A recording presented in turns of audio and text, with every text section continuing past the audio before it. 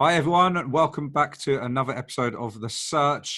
Today I'm joined by Dan Easterbook, who is very experienced in the recruitment industry. He's been in the game for many years, but I'll let him tell you a bit more about that himself. And we're going to go into a little bit more detail today with Dan about his progression and his sort of journey in recruitment to how he's got to where he is, for you guys to just kind of see the route to success, I suppose. But take it away, Dan. Introduce yourself to the listeners. Yeah, hi Elliot. Thanks very much for having me. My name's Dan. I'm the contracts manager at ITECCO.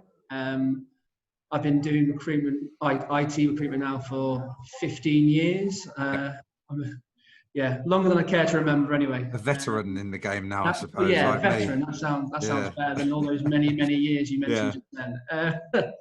I've always done contract, except for a year when I did a bit of perm recruitment and didn't really enjoy it. So straight back to the contract side of things. And just sort of cut my teeth early doors, straight out of uni. And then just sort of worked at it ever since. And, quite happy with where I am at the moment. But, Good. There's lots more to do. Well, look, we'll touch on that. I mean, ultimately, as you said, you come out of university, you started off in recruitment. Is that kind of the first step into it? Tell me about what's made you stick with it? Your first firm you was at for what, about 10 years or so? 10 years, A big stint, and then you've kind of moved forward from there to where you are now. But what's the journey been like to get into this position?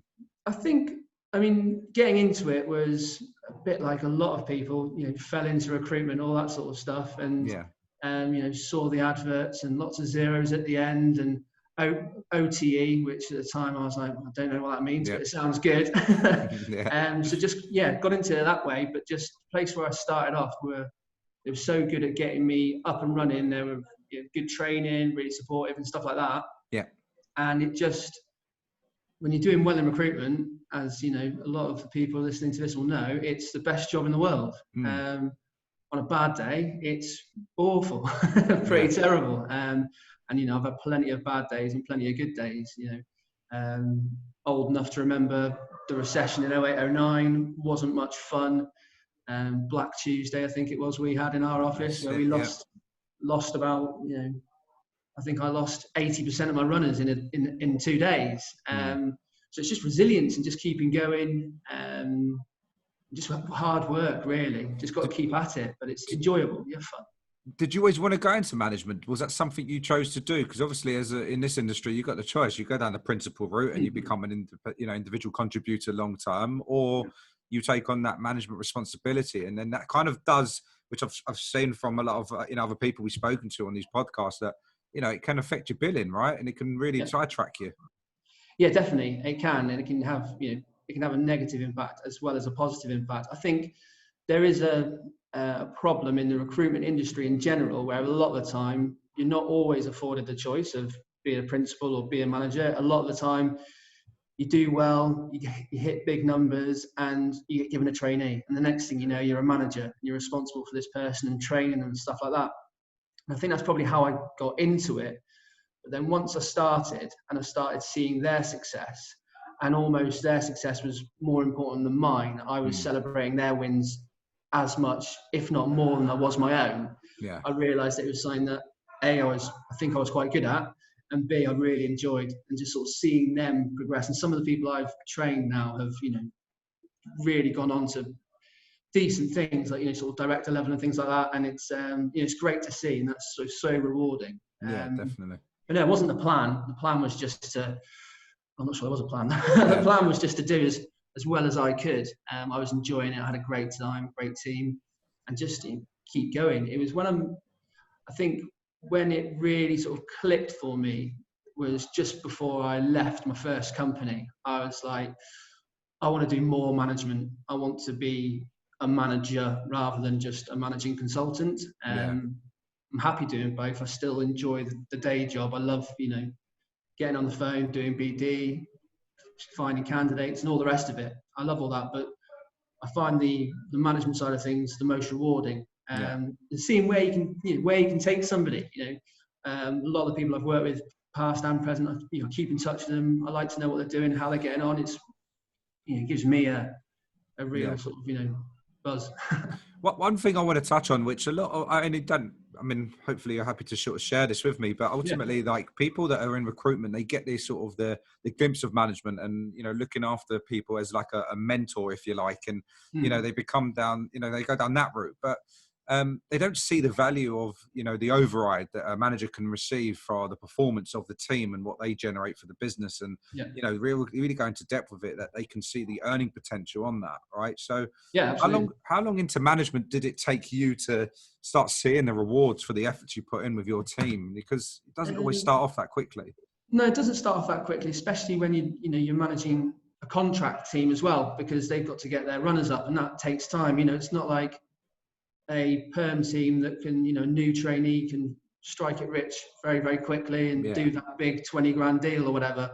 It's going to take a long time for a contract biller, a new contract consultant to build their book up to a decent value. But I'd say once I had like an established team, once they were between 6 and 12 months into their career, it really helped me out as well. It was really rewarding, and not, like I say, not just financially. It's if you're the right sort of person for management, I think you get a buzz from their success as well as how rewarding it is for you as well. Which I think, seeing what you've learned and what you've passed on to others, and what they can then make successful for themselves, and it's a good feeling, right? It's a really good feeling.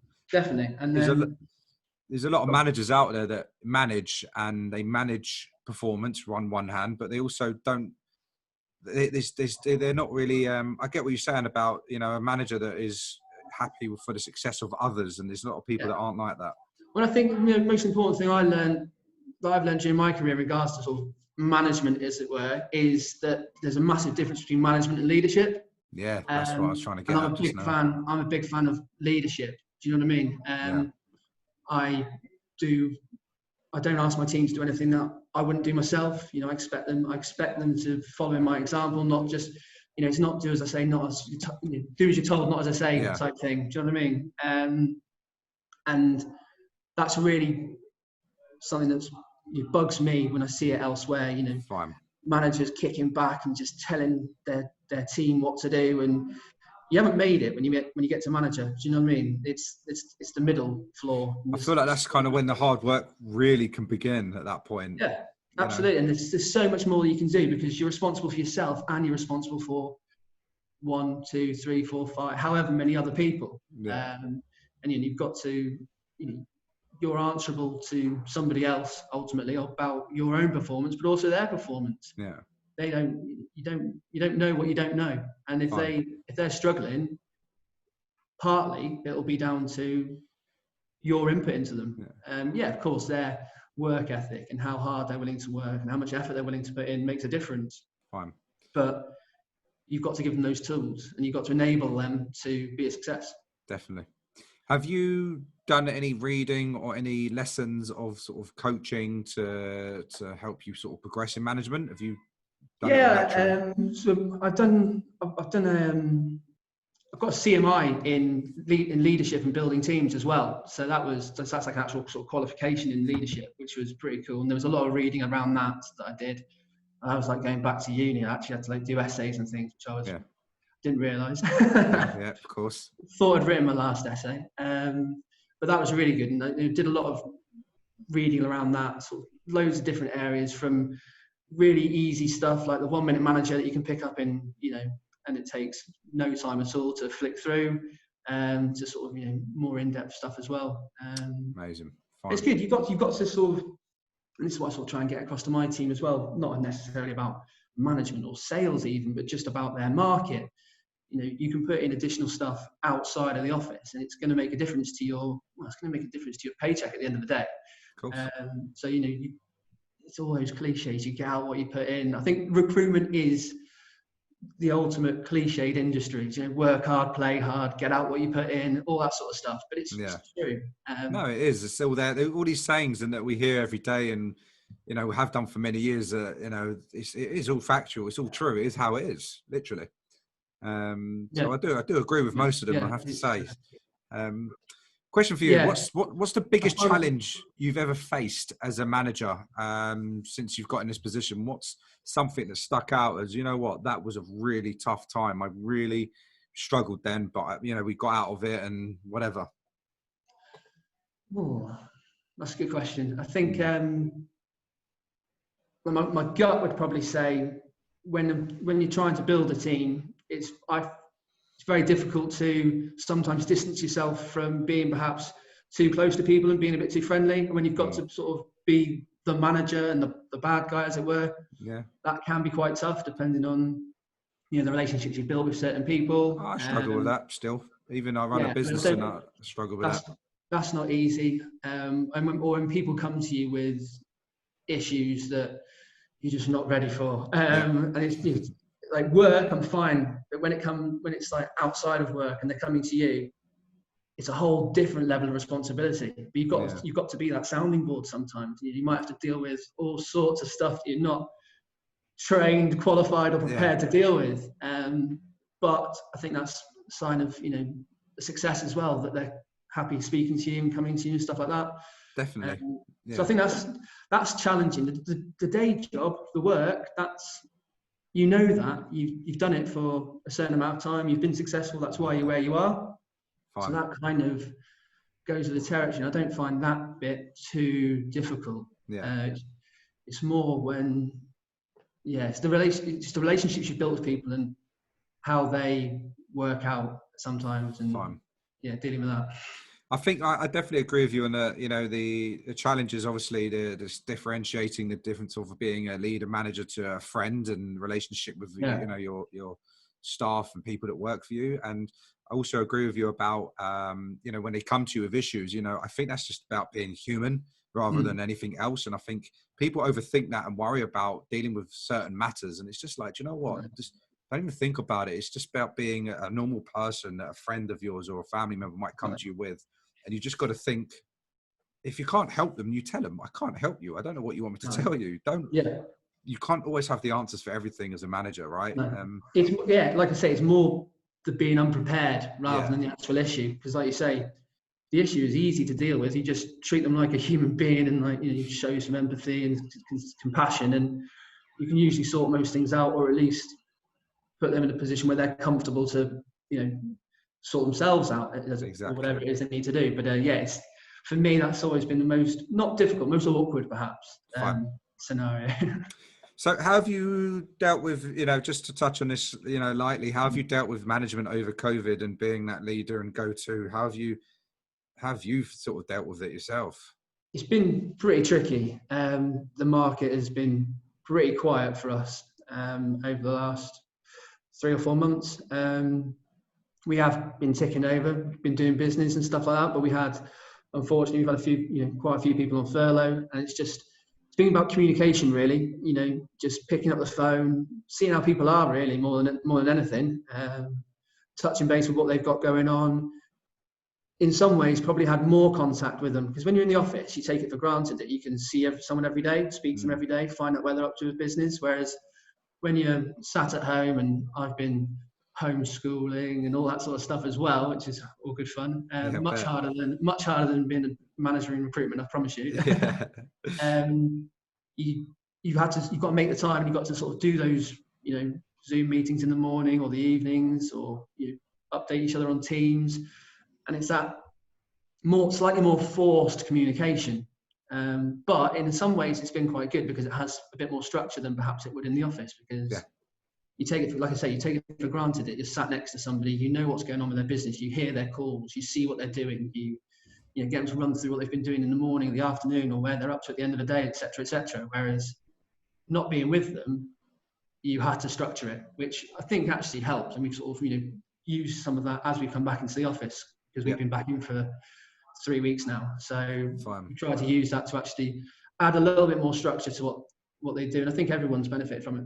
Yeah, definitely. Okay. And what's the plan moving forward now for you and your team? What are you trying to achieve? What are you after for the next, let's just say, 6 Um, months?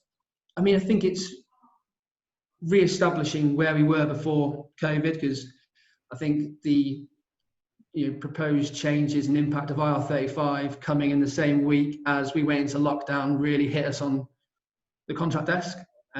So it's rebuild on that. But this month we're doing well. We've had a really good start, so we're going to build on that. But really, it's getting the team back up to where we were sort of pre-lockdown. We were growing. The contracts team here has only been going for 2 years, and we were at 9 staff.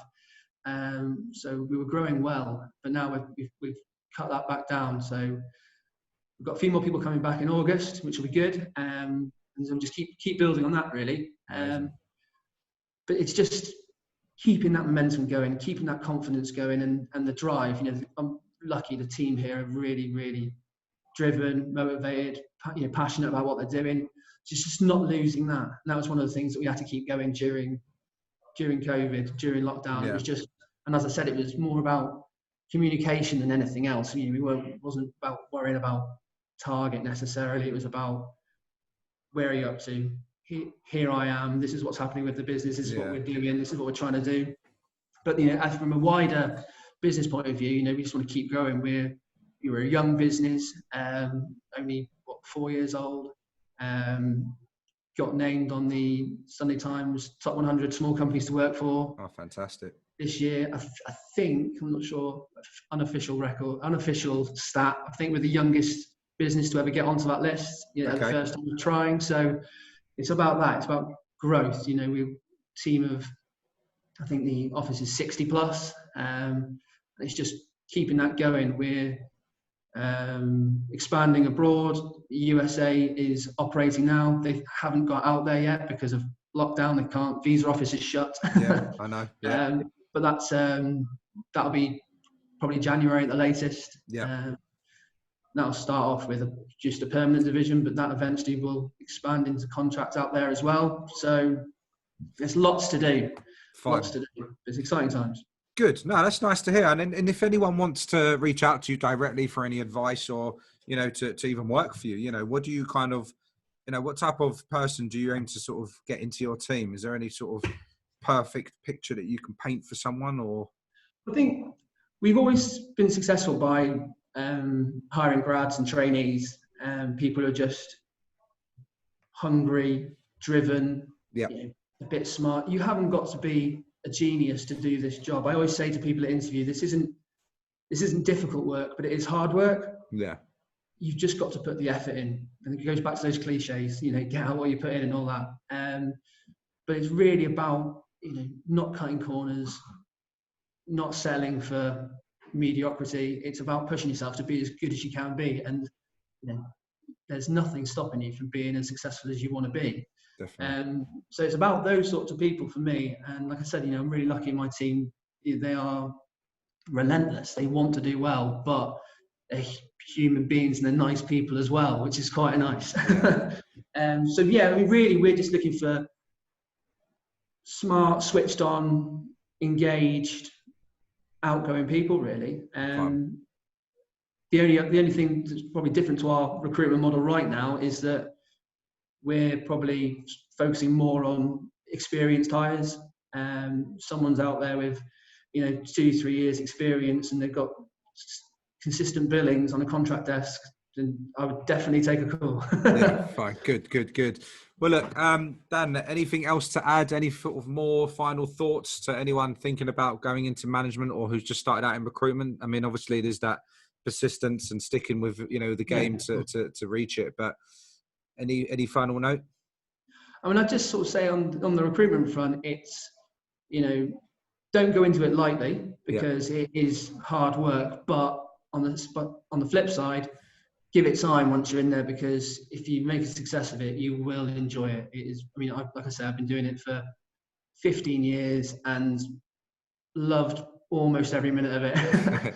So it's well worth, pursuing, committing to, and giving it your all. And if you get the opportunity to go into management and it's something that you want to do, don't take that lightly, because you're responsible for other people. And I think it's most important that you do it because you want to do management, not because it seems like a logical next step, when you could just focus on your billings, your career. And I've worked with people who are very open about that, and that's what they want to do, and they've made a huge success of it. don't feel like you have to go into management because it's what somebody tells you is the next step, when actually you're just a really, really good recruiter. Yeah.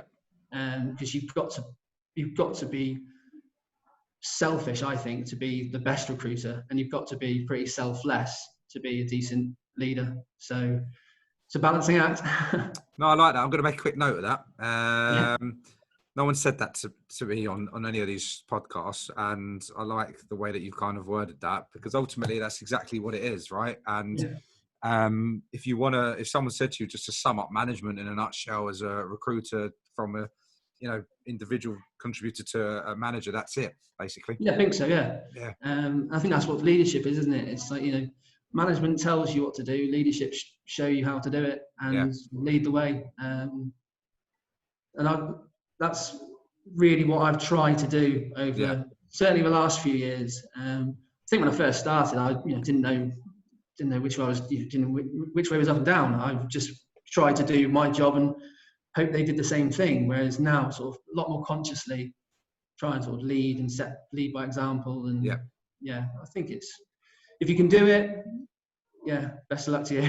Fantastic. Well, listen, Dan, I really appreciate your time. You. I feel like a lot of that information, especially the way that you've summed it up, has just been perfect. So I'm sure everyone that's going to be hopefully listening to this and seeing it come out on LinkedIn and the other podcast channels will get a good glimpse of what to expect, I suppose. But anyone's got any questions, I'll put down your LinkedIn contact details in terms of your page on this podcast, and they can reach out to you directly. But again, thanks so much for your time, Dan, and we'll definitely speak soon, I'm sure. Nice one. Cheers, Elliot. Thank you. Take care, mate. See you later. It's all right.